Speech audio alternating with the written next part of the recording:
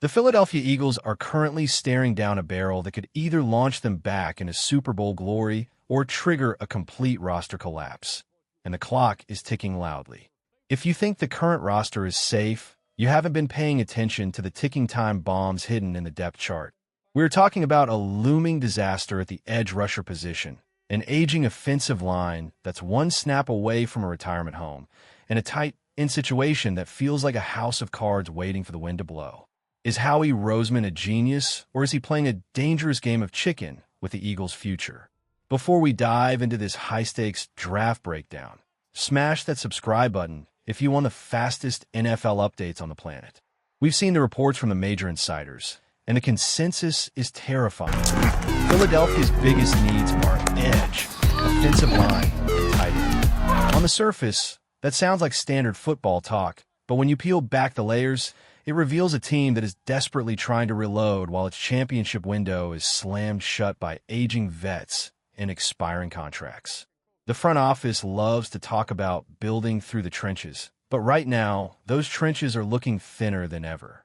Take a look at the edge rusher spot. This is supposed to be the engine of the defense, the unit that makes opposing quarterbacks wake up in cold sweats. But heading into the 2026 season, the cupboard is shockingly bare. We have Nolan Smith and Jale Hunt as the primary guys under contract, with Arnold Ebiketie serving as the main depth piece. That is it. 3 players. In a league where you need a constant rotation of fresh, violent pass rushers to survive the postseason, having only 3 guys locked in is a recipe for a defensive meltdown. But wait until you hear about the massive gamble the front office is taking on a former second-round pick to save the season. Does Arnold Ebiketie have what it takes to go from a rotational value player to a cornerstone of this defense? That is the multi-million-dollar question. Last year, while playing in Atlanta, he put up some numbers that make the analytics nerds drool. We're talking about a PFF grade of 74.9, which actually ranked him 28th out of over 100 edge rushers in the league. On paper, that's starting caliber. His pass rush win rate of nearly 17% proves he can get off the ball and disrupt the pocket. He's athletic, he's hungry, and he's back where his journey started in the Pennsylvania area. However, relying on a guy who hasn't been a full-time the guy starter to anchor your pass rush is a massive risk. The Eagles tried to land Jalen Phillips in free agency, but they got outbid by the Panthers. That loss stings. It forced the front office to pivot to these efficiency deals. It's a classic move, taking a flyer on a guy with high draft pedigree who hasn't fully exploded yet.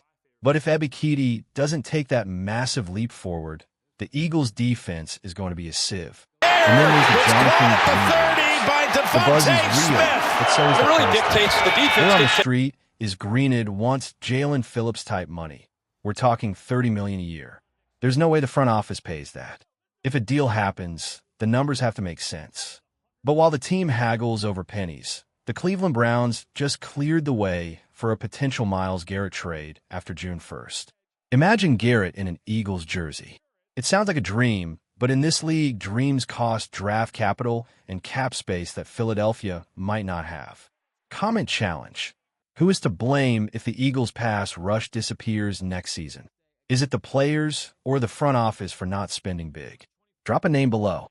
But even if the defense holds up, there is a massive storm brewing on the other side of the ball that could wreck the entire season.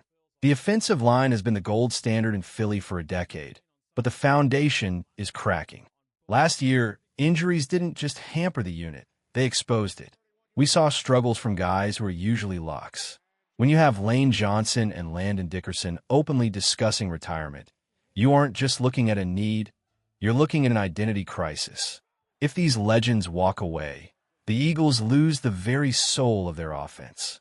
The health of the O-line in 2026 will be the single biggest factor in how far this team goes. If the protection breaks down, the expensive playmakers on the outside become useless. And speaking of playmakers, we have to talk about the A.J. Brown situation. People hate hearing it, but great organizations always have a plan B.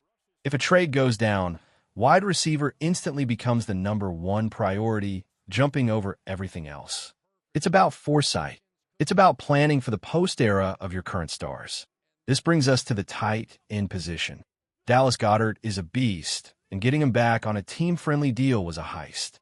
But the front office has been backed into a corner because they haven't drafted a high-level tight end since they took Goedert years ago. They've been playing a dangerous game of financial gymnastics to keep him, and they finally need a fresh face to groom for the future. There is one specific prospect out of Vanderbilt who is breaking the scales of the combine, and he might be the secret weapon this offense is missing. Eli Stowers is a freak of nature.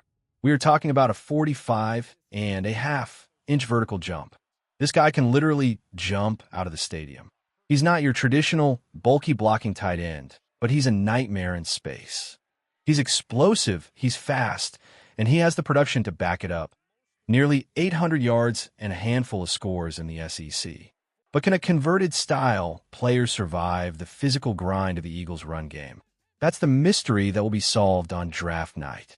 The front office is likely to go heavy on offense early in this draft because they need those cheap rookie contracts to balance out the massive extensions coming for the defensive stars.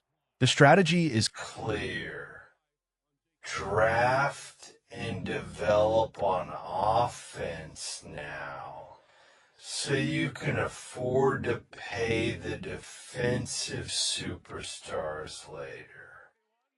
It's a high-wire act that requires perfect execution.